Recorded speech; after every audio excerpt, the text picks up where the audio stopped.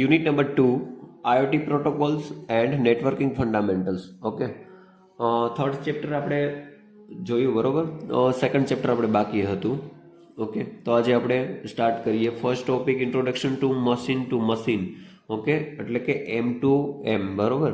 હવે તમને જોતા જ એવું લાગે મશીન ટુ મશીન એટલે કે આમાં ક્યાંય મનુષ્યનો ઉપયોગ થતો નથી, બરોબર. મનુષ્યનો કોઈ એમાં હાથ હોતો નથી. જોઈએ એની ડેફિનેશન મશીન ટુ મશીન. તો તે એક ટેકનોલોજી છે જેના દ્વારા કોઈ મનુષ્ય દ્વારા હસ્તક્ષેપ વિના કોઈ ડિવાઇસ કે મશીન વચ્ચે કોમ્યુનિકેશન અને ડેટા એક્સચેન્જ થાય છે અને જરૂરી કાર્ય એટલે કે એક્શન કરવામાં આવે છે, બરોબર. આ એની ડેફિનેશન છે કે કોઈ પણ મનુષ્ય હસ્તક્ષેપ વિના કે આમાં કોઈ મનુષ્યનો ઇન્વોલ્વ નથી, એટલે કે ડિવાઇસ અને મશીન વચ્ચે કોમ્યુનિકેશન થાય છે, ડેટા એક્સચેન્જ થાય છે, જેને મશીન ટુ મશીન ટેકનોલોજી કહેવામાં આવે છે, બરોબર.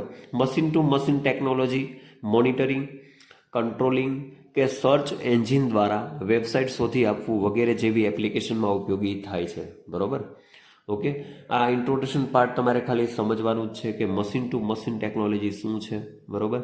એવી એપ્લિકેશનોમાં ઉપયોગી થાય છે, જેવી કે મોનિટરિંગ છે, કંટ્રોલિંગ છે, સર્ચ એન્જિન દ્વારા વેબસાઇટ શોધી આપવું વગેરે એવી એપ્લિકેશનમાં ઉપયોગી થાય છે, બરોબર. Machine to machine. ઓકે, હવે મશીન ટુ મશીન સિસ્ટમમાં આ એની લાક્ષણિકતાઓ છે, કેરેક્ટરિસ્ટિક છે, બરોબર, જે આપણે જોઈએ. જે ડિવાઇસ એક જ નેટવર્ક સાથે જોડાયેલા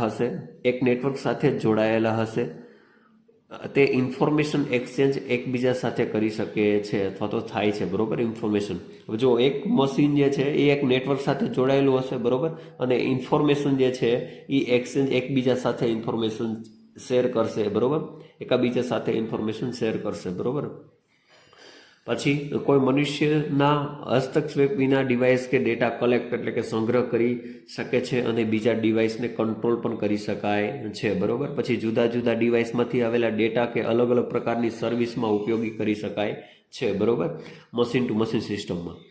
ઓકે, હવે મશીન ટુ મશીન ટેકનોલોજી બે કે બેથી વધુ ડિવાઇસ વચ્ચે વાયર્ડ અથવા તો વાયરલેસ ચેનલ વડે ડાયરેક્ટ કોમ્યુનિકેશન થાય છે, બરોબર. આ જે મશીન ટુ મશીન જે ટેકનોલોજી છે એમાં બે પ્રકારના કોમ્યુનિકેશન આપણે હોય, બરોબર. વાયરલેસ કોમ્યુનિકેશન હોય અને વાયર્ડ કોમ્યુનિકેશન હોય. તો આ જે મશીન ટુ મશીન ટેકનોલોજી છે એમાં બે અથવા તો બેથી વધારે ડિવાઇસ વચ્ચે વાયર્ડ અથવા તો વાયરલેસ કોમ્યુનિકેશન થઈ શકે છે, બરોબર.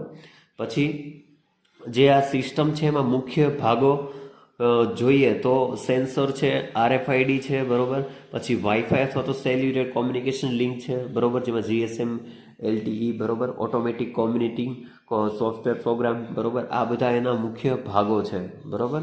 પછી આની એપ્લિકેશનની વાત કરીએ તો મશીન ટુ મશીન ટેકનોલોજીની એપ્લિકેશન એમાં રિમોટ મોનિટરિંગ, વેરહાઉસ મેનેજમેન્ટ, પછી robotics, traffic control, SCADA, supply chain management, okay, પછી લોજિસ્ટિક સર્વિસ અને ટેલિમેડિસિન સર્વિસ, બરોબર.